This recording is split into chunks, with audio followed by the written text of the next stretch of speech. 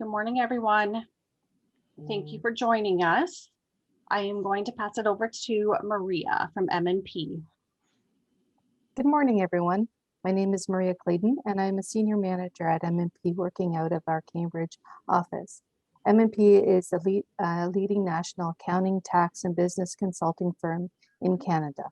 We proudly serve and respond to the needs of our clients in the public, private, and non-for-profit sectors. Through partner-led engagements, we provide collaborative, cost-effective approaches in doing business and personalizing strategies to help organizations succeed across the country and around the world.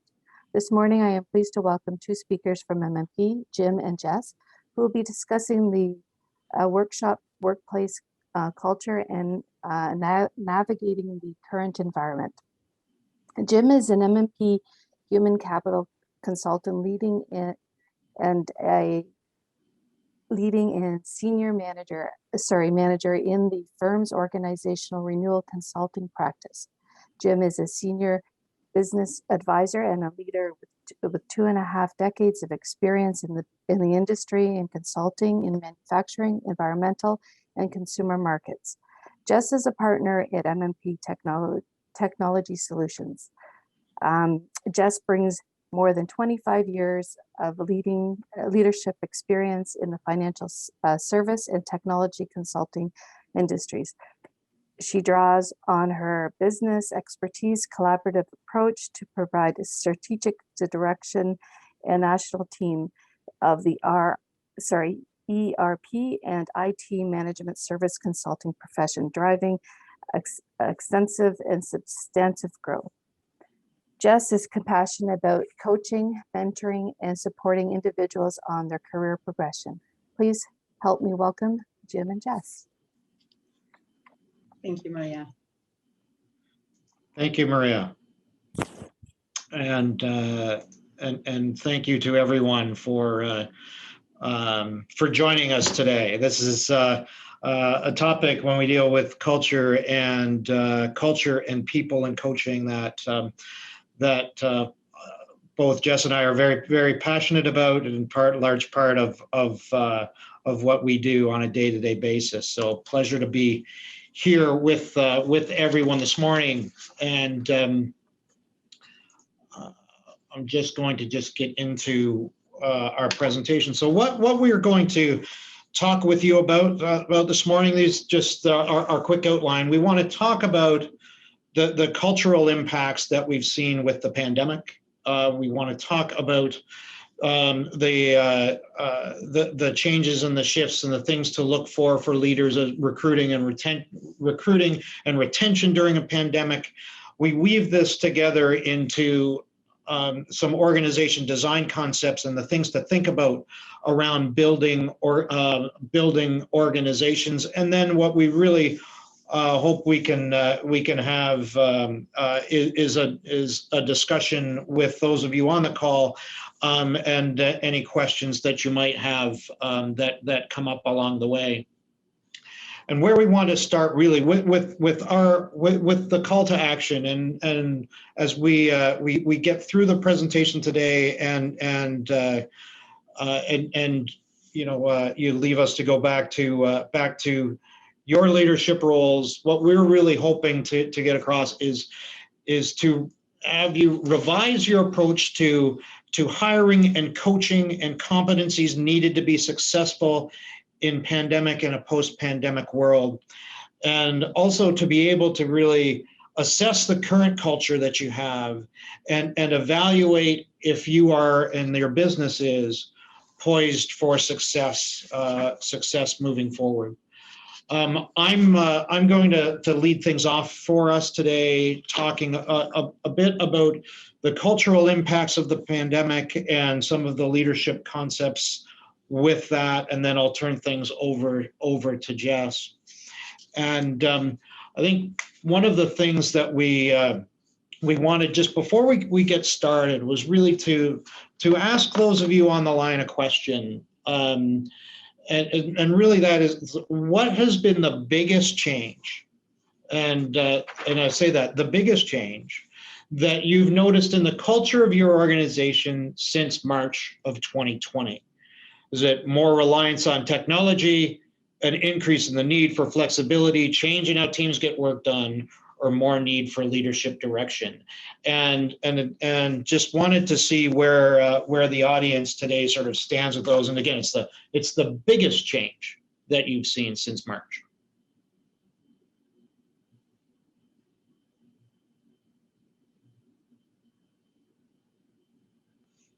It's great as we see those results kind of coming in.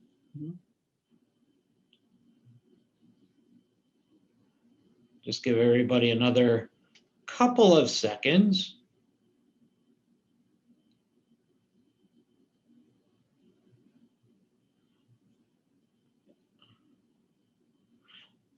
And that's so interesting, but thank you all very, very much for participating in that with us.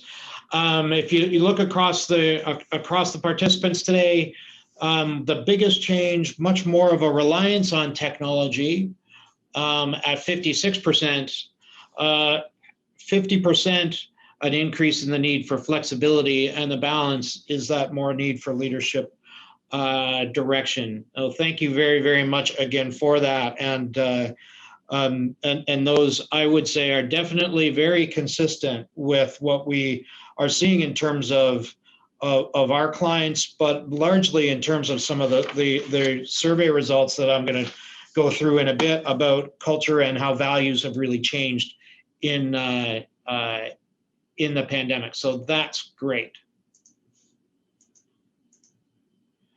So where I want to start is I'm going to start to talk just about culture. And culture, it may actually be one of the most overused but least understood concepts in business today.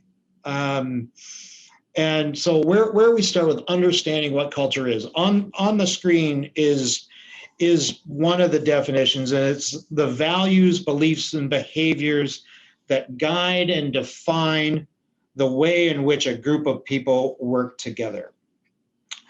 Another way to think of it a little bit easier, and one of my clients said this to me the other day, was culture is, it's the way we work around here.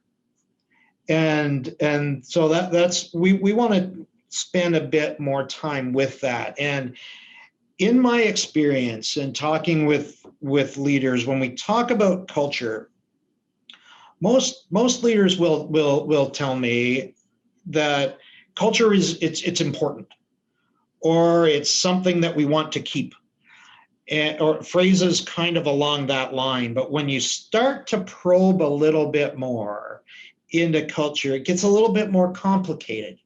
One of my favorite questions that I use as a consultant with my clients is tell me more. And I love to sit and hear people talk about culture and tell me more than it's just important. But what I usually find is that in the past is like few leaders can really, really clearly explain culture or know how to work with it as something that's really tangible or malleable. But that too is changing, and that's been changing over the course of the last year, I think, as culture's really become under the microscope.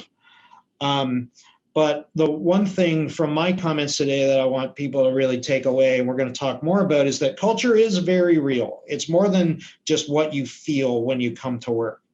But it is something that's tangible. It's something that you can work with. And again, is not gray or ethereal. It's very, very concrete, actually.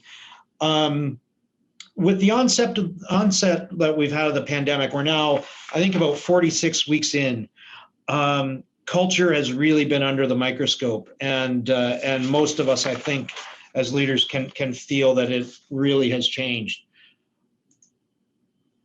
I'm going to spend the next few minutes talking about results of a global survey done by an organization called the Barrett Values Center.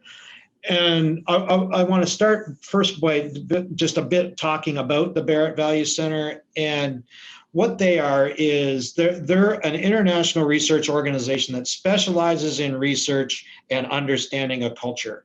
At MNP, we are really fortunate that we partner often with the Barrett Values Center on cultural engagements with our clients.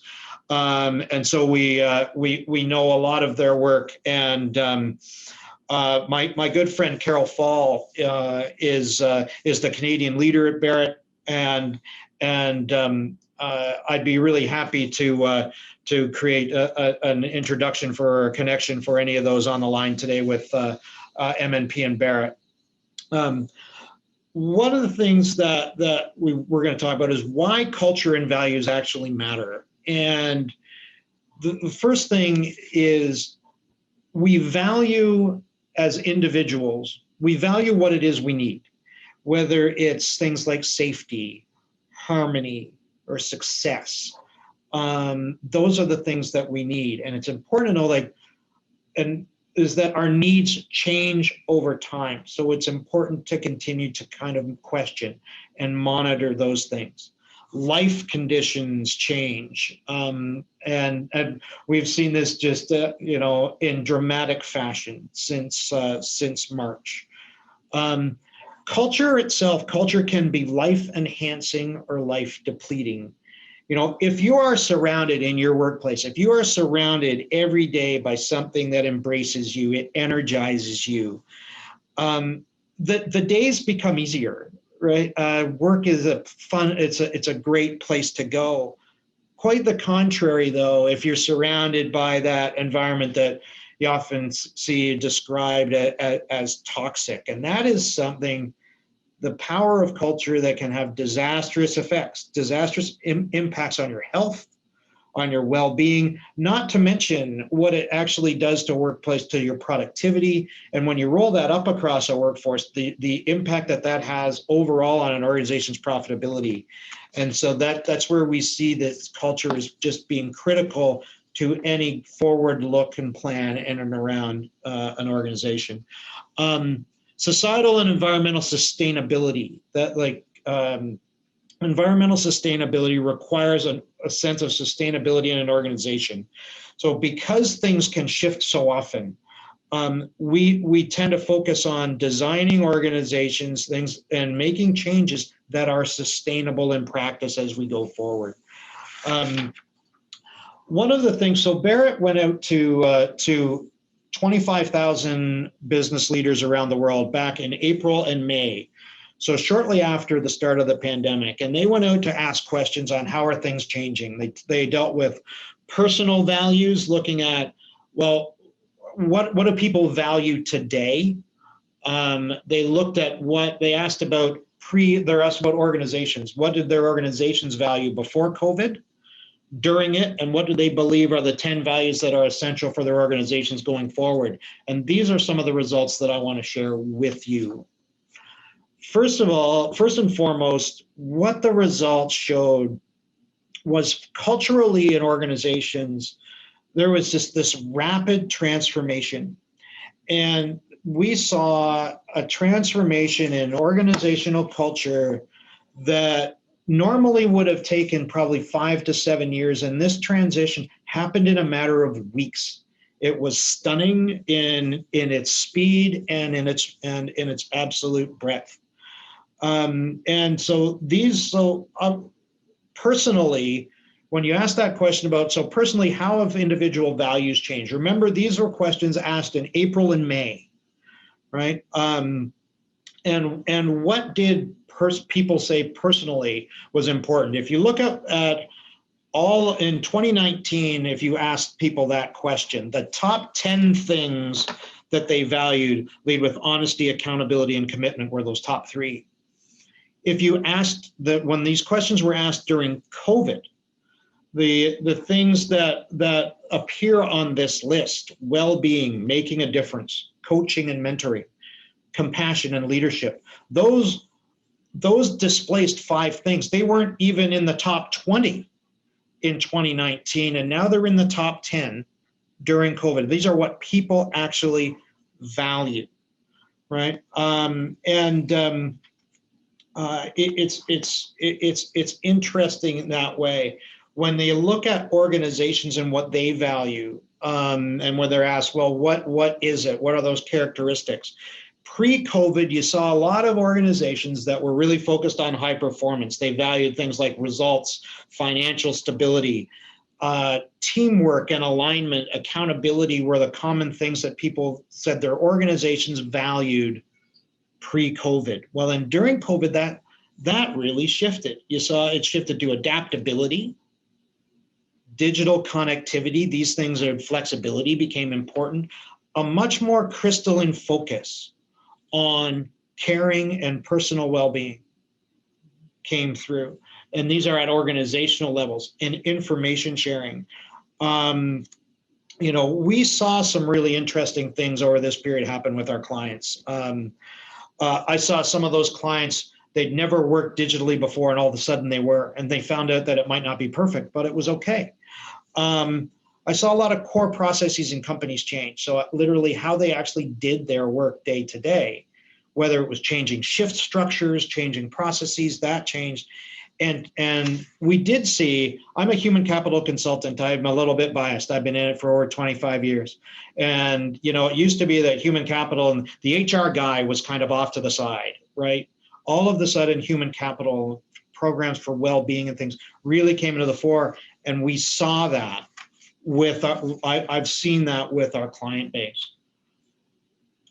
When, you know, just a bit then of looking again at the organizations in North America, pre-COVID, you saw organizations that were, you know, really focused on efficiency and process development. During COVID, again, this shift to much more information sharing. There was more of an emphasis on helping people through a shock and changes to, you know, to lifestyles. There was a tightening of budgets that we saw. But when you ask people that question about, well, what are the characteristics you see in organizations if they're going to survive or going to thrive post-COVID? What were these people in North America, a population of little over probably 1,000 leaders, that what's going to stick is organizations that are flexible, organizations that are responsive, organizations that really, really care about their people, that have they do have a strong financial base, but that's been gained through smart adaptive to the new environment. And the one thing that is there's a clear, unified direction. So people are asking for clarity as they move forward. And again, so we've really started to see as we start to shape organizations and how organizations are going to adapt as you move forward, that people's values have changed and how those start to be really considered in organizations as they move on. We're going to kind of, you know, coming out of this, there's a bit of with all of those things, so what, right? What are the real important things to take away? And I would say there are three. And these are three statistics that came out of a book called The Culture Question.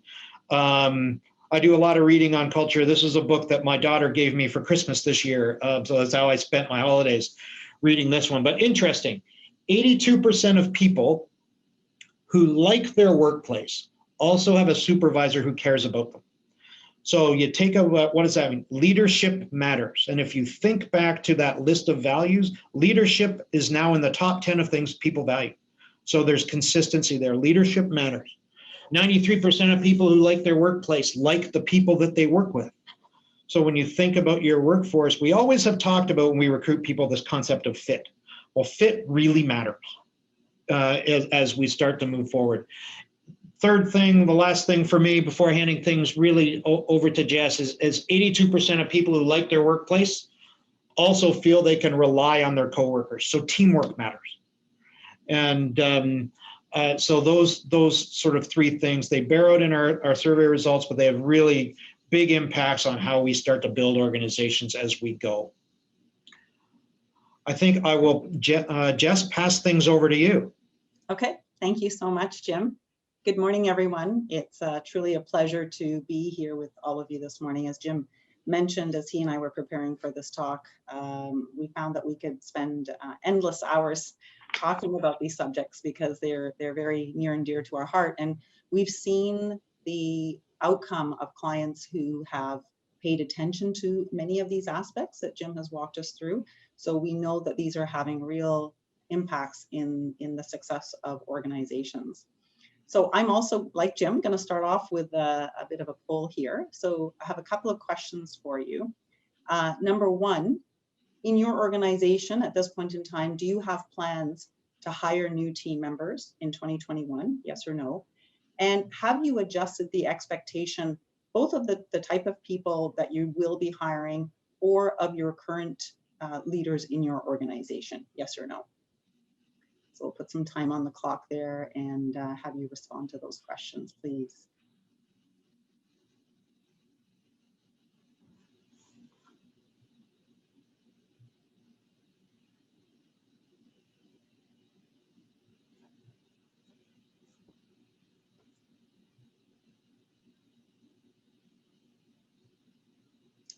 Some very interesting results coming through.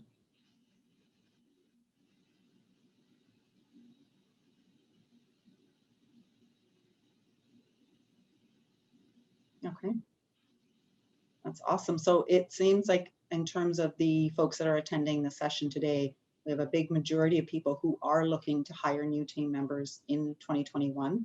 So I think the next few slides are going to be particularly of interest. And then have you adjusted your expectations? And I think this is a large part of what Jim and I are really trying to get through, is that the environment has changed, and we'd like to suggest that we do adjust our expectations. So if you have already started doing that, you're a little ahead of the game. If you haven't, then great. It's fantastic that you're here at our presentation here today, because that's exactly what we're going to focus on. Next slide, please, Jim. If we can get rid of that box there. So I'm just going to take you back to one of the points that Jim made that I think is really critical for us to revisit. There's been so much change in such a short period of time, and I think that many of us are still trying to catch up with what that means. So if you can imagine that change that normally occurs over 5 to 7 years, according to the research that Barrett has presented us with, has happened literally over weeks and months. So we as organizations are feeling that, our leaders are feeling that, our team members are feeling that. And I think it's really important to call that out, that this is something that we're all in together, and we're trying to find what that new norm is going to look like for our organizations. But ultimately, it has impacted values. And so our team members, if I can take you back to the Maslow hierarchy, the values and needs of our team members have significantly changed. And where people, I think, pre-COVID were in many aspects at the point in the pyramid where they were looking for things like needing approval and sort of higher level needs, in many cases, people have gone back to lower level needs in terms of security and control.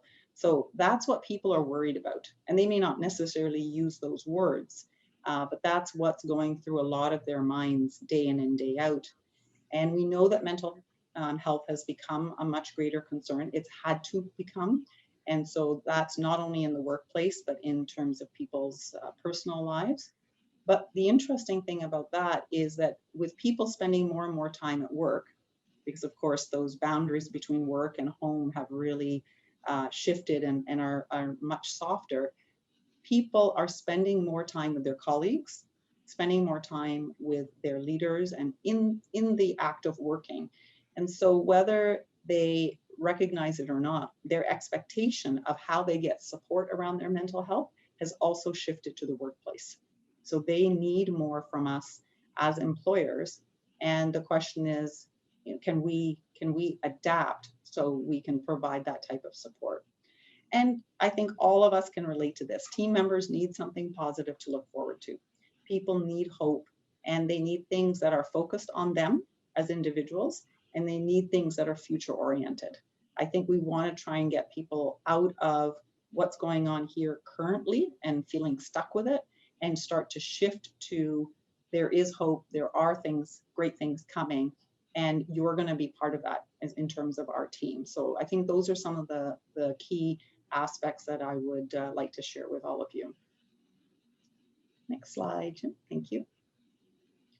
So I think it goes in all terms of all the research, it goes to show us that leadership is absolutely more important than it ever has been before.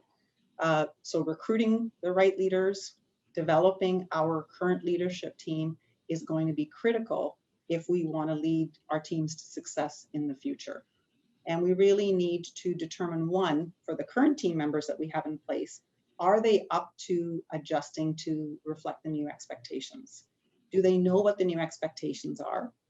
And do they have the energy and the skills to adapt to those changes? And then number two, we really have to pay attention to the leaders that we're bringing into the organization. That's always been important, but now it's even more important than it ever has been in the past. And of course, I can imagine in all organizations, recruiting has gone completely virtual. It's probably very few situations where you're actually meeting with people face to face. So we all used to rely on all these different body language cues and facial expressions and tone and just the vibe that you felt from people when you were meeting with them face to face. And we no longer have those tools, or if we have them, they're over different technology platforms, which really does affect the quality of those cues. So what do we do in the face of all that? And one of the things that MNP would really like to share with you is trying to use more tools to try and pick up that information. So what is it that we do need our leaders to do? We've seen that the values have shifted dramatically, culture has shifted dramatically. So what is it that we're asking our leaders to do? Based on the research in terms of what our team members need, we need leaders to be caring.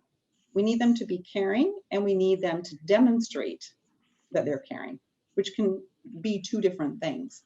And this is not a comfortable place for everybody to be in terms of acknowledging what the emotional state of our team members is and just accepting that information as opposed to telling our team members how they should feel.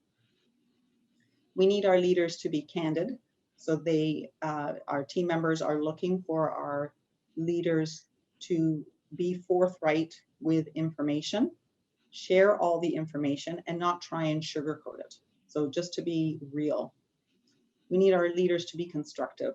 So spend time with our team members, make sure that the conversations are relevant and on track, meaningful to the individual. So not as much meaningful to the leader, but really being constructive from where the team member stands.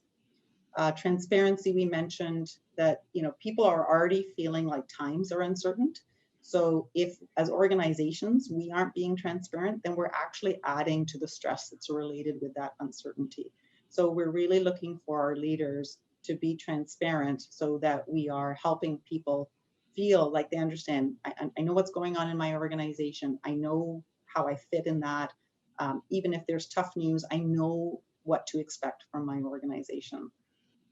And we really need our managers, our leaders, to have regular conversations with our team members and provide feedback. And it can be in many of those different categories in terms of what those conversations are about. But we need that dialogue to be happening on a regular basis, and that managers are seeing that that's part of their role. Yes, people are busy. Yes, they have other things that they need to do. But this has now become more critical than ever for people to realize that they need to be dedicating a certain amount of time as part of their role to be regular conversations with their team members. And the studies have shown that employees who have managers who regularly communicate with them are nearly 3 times more engaged than managers who don't regularly communicate with them. This is not even speaking to the quality of the communication. This is simply pointing out that if managers are regularly reaching out and checking in with people, that their team members are going to be substantially more engaged in their role in the organization. And of course, we have all sorts of different tools, and each organization will pick the tool that's right from them, whether it's Zoom or Teams, email, text, picking up the telephone. There's so many different ways to be in touch with our colleagues. And when we share this information, most people will say to us, yes, I really believe that this kind of ongoing coaching with our team members is really key for our leadership to be doing. But only 15% of managers in their organizations believe that they're good at doing this. So we can see what the need is, but there's a gap in terms of our ability to do those things. Next slide, Jim. So how can we support our leaders? One of the tools that MNP has partnered with one of the organizations that we've partnered with is called Successfinder. And Successfinder is a psychometric tool, which is an objective way of measuring and reporting back on fundamental traits and competencies that drive individual behavior. So there are a number of different psychometric assessments that are out there in the marketplace. And the reason that a lot of companies will use these is that because they provide a standard and scientific method to measure individual capabilities and behavioral styles. The reason that we particularly like to use a Successfinder tool is that, first of all, it's based on 40 years of research that Successfinder has leveraged to determine what drives success and performance at work, but also because it is a tool that you can use both in terms of your existing talent management, but also in terms of your predictive hiring. So who is likely to be a good match in your organization? And the way that I like to think of Successfinder is that it really gets to what is the behavioral DNA of individuals. So we all have a DNA. We all have things that we naturally come by. And based on the results of Successfinder, we can measure what those are for an individual and then determine, is that a good fit with my organization? Is that a good fit with the particular role that I'm recruiting for? And what Jim is sharing there on the screen is just some information about the tool, which I think is really great for everyone to see, because you can see that it's really trying to get to a number of different behavioral traits and a number of different competencies. So it's very important to know that regardless how anybody would score on a tool like this, there is no good score or bad score. There is just a score that is. And it all is going to depend on what you need of your leaders and what the role requires of the leaders. So you can see there's about 340 questions that an individual would complete, and they would do this all online. It takes most people about an hour to complete the questions. And the entire report that you get back is reflective of what the individual answered. So this is not about us coming in and observing someone and saying, well, they do really well in this area and not so well in this area. This is an individual reporting back on the tool, answering questions. In a situation like this, would you do A or B? Are you more likely to go this way or that way? And based on how they respond to these 340 questions, that gets grouped together against 85 different behavioral traits that have been identified as key traits that we may want to measure, and then gets reported back under 26 different competencies. And so the competencies are scored, are rated from highest to lowest in the individual's report that they get back. And then we have a very clear mirror to work with somebody on to say, these are your results based on how you responded. Here are the things that scored highest. Here are the things that didn't score so high.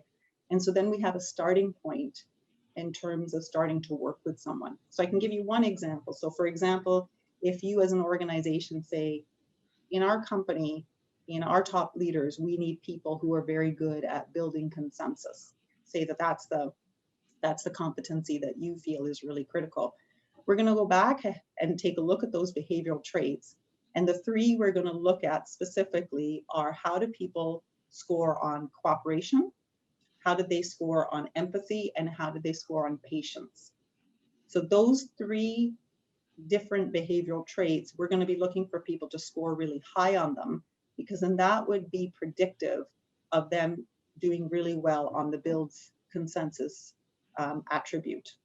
And that may or may not, as I said before, be something that you're looking for, but our approach is very much customized to the organization to find out what it is that you're trying to recruit for or what you're trying to coach for. So you'll see there that Successfinder can help both the individual and the coach delve into the drivers of many different behaviors. And we've just listed a few there that we find are the common ones our clients have been asking about and have been trying to recruit for or coach to. Next slide. At MNP, we believe that by supporting the success of leaders, we ultimately are invested in the success of organizations. So we make the assumption that organizations are very interested in making sure that they have a strong leadership team. And our approach to executive coaching is threefold. We believe that it needs to be positive, that it needs to be transparent, and that it should be customized. So first of all, we're using a tool like Successfinder as a diagnostic to determine what are people's strengths and what are people's weaknesses. So again, as I said, there's no good score or bad score. We just need to know what the starting point is for each individual. And the easiest way, the most efficient, the most predictive way is by looking at the competencies that I just outlined before. Secondly, we know that when coaching is done to someone, imposed upon someone, that the results are not going to be nearly as good as if you are coaching with someone.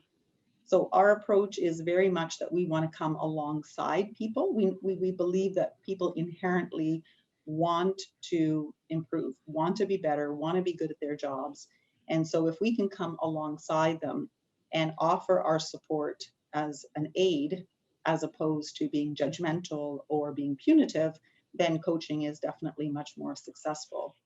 And then thirdly, we really see coaching as a way to identify what are the gaps between where the individual is and where you want them to be. How do we actually get there? What goals need to be in place for that individual? And then what actions can we take through coaching, through exposing them to different opportunities, through mentorship, and over what period of time? And that report or that approach is shared very openly with the individual, but this is where we're trying to get to. And we want to share that back with the organization. Again, we want to make sure at all times that we're in line with where you want to go organizationally, because it will differ from organization to organization. So I think that it's very important that it's customized and that we're really looking at it at each individual level. So even within your organization, that coaching plan can look very different depending on which role it is that we're trying to improve people's performance in, where the individual started from in terms of their current strengths and weaknesses, and where organizationally you want people to move to. And some of the areas that we've also been engaged in is where you have a team member who's doing quite fine in their current role, but you see an opportunity to move them later on into a more senior role potentially. So we also work with organizations who are transitioning team members. And so if you can start the process sooner than later, then we can start building up those competencies well ahead of time, well before they might actually take that role on. And we can be very specific. What is the gap that we're trying to coach to, and work with individuals on that plan?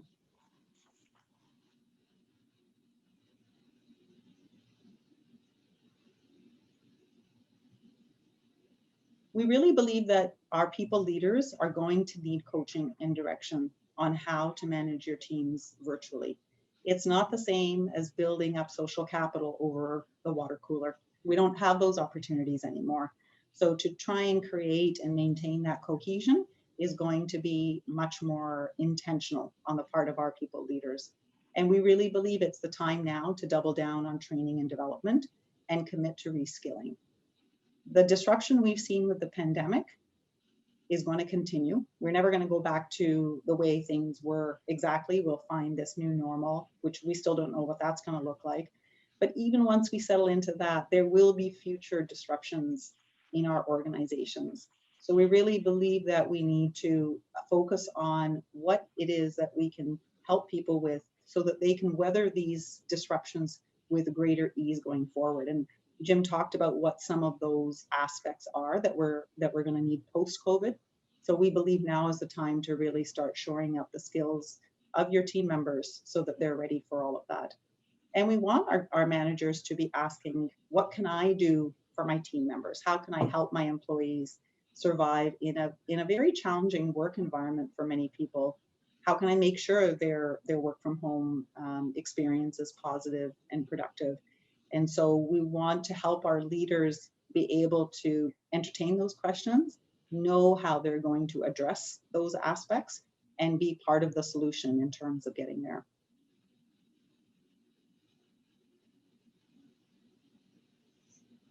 Great. Thanks, Jess. I think quickly before we get into some discussion, we just want to talk about, as we wrap all of this and culture and leadership and values together, what are the things that we work with? How do you take that and really build organizations that work? And I've spent a lot of time, as has Jess, in designing all or parts of organizations, and we find they are very, very complex systems that are made of structure. They talk about getting a work done. They're talking about this combination of skills and capabilities and all that together. Often, it used to be we would get asked to help a company with an organization design. And generally what they were asking for was more, help me fix our org chart. It was at the bottom of the pyramid. Much more now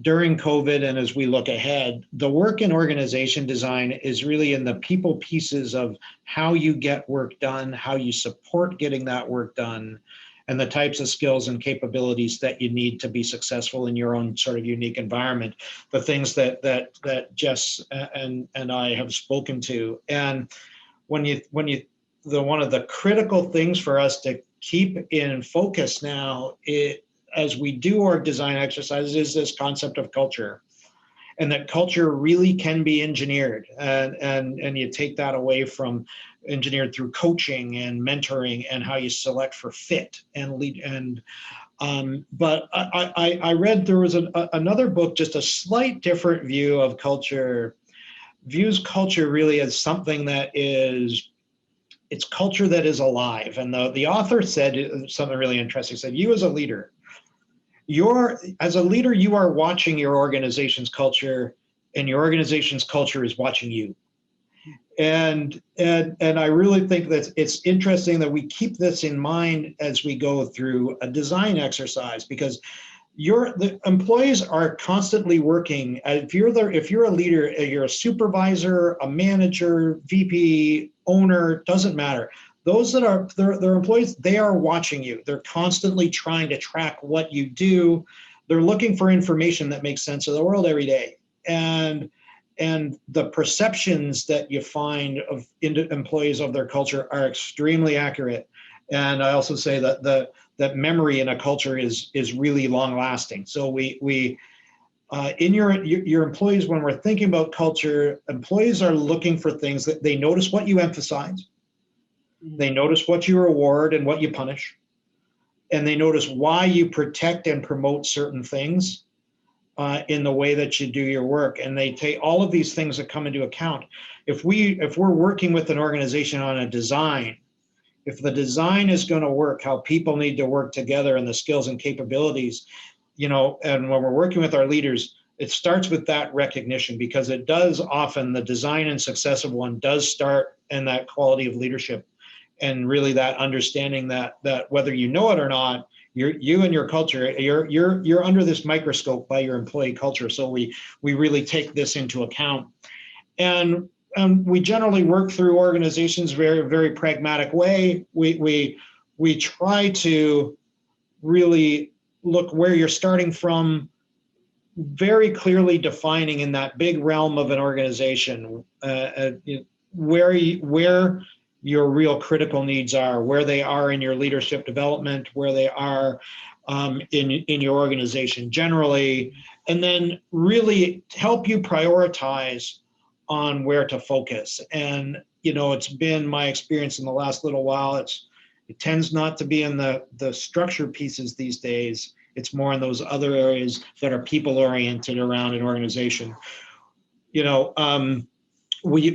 like to, when we're working with organizations and transforming their culture as they help sort of be future oriented, we kind of try to work in 4 areas, really understanding. And in this model, you're trying to understand, well, what's the organizational story? Do people understand what's expected of them, how they're expected to behave, and does the organization understand what's meaningful to that person? Do we work with leaders understanding that they're role models? We look at, well, what are the pieces structure and systems, that organizational pyramid, how that comes together. And we really keenly focus at MNP on those skills and capabilities that our people need to have if they're going to be successful moving forward. And it's really that mix of values and culture and leadership that we spent the last little while talking about. That really is the areas that Jess and I wanted to talk about, and we thought as we sort of open things up, you know, we're curious to hear, you know, from what programs you people have and organizations have put in place to support team members, and also interesting with everyone in the role of a leader, what's the biggest adjustment you as a leader need to make as a result of pandemic-driven changes. And we'd love to hear some of those today, but also even after the presentation, if you want to reach out to us, we are keenly interested in your responses to these kind of questions. So with that, maybe we can open that up for any questions or comments. If anyone has any questions or comments, you can raise your hand and I can unmute you.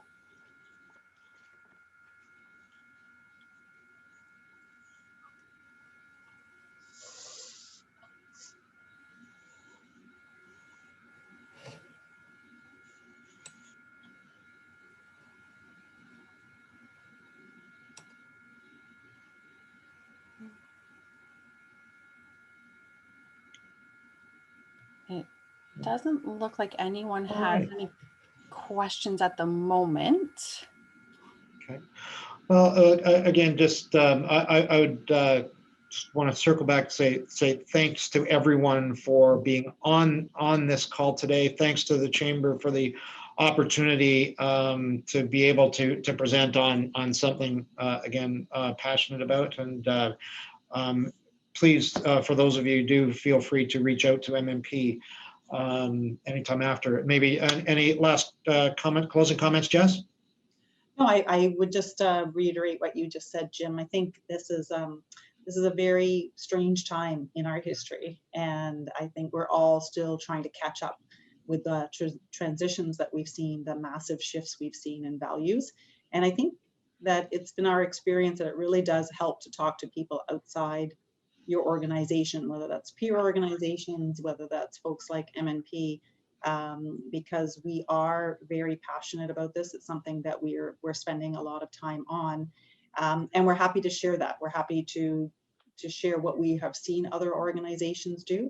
I think the one thing we want to encourage you, you know, whether we work with you or not, is you know, please pay attention to this because our team members really need the help and support. And they are looking to their employers, whether we think that's fair or not, they are looking to their employment environment for that support and help. And I think, you know, we can choose to be leaders in that space, and that will help us to retain our team members and attract, you know, as many of you shared, you're looking to hire in 2021. And I think that a lot of organizations, that potentially will be a differentiator in your organization. And I think even on things like websites and other places where we talk about our brand, this can formulate part of your brand in terms of being, you know, forward oriented and a place where people feel like, hey, this is the kind of place that I want to work, because they are, you know, they're really interested in me as an individual. And not to say we have not been in the past, but I think that in terms of, you know, why people are going to decide to move from one organization to another, this is something that can really differentiate you.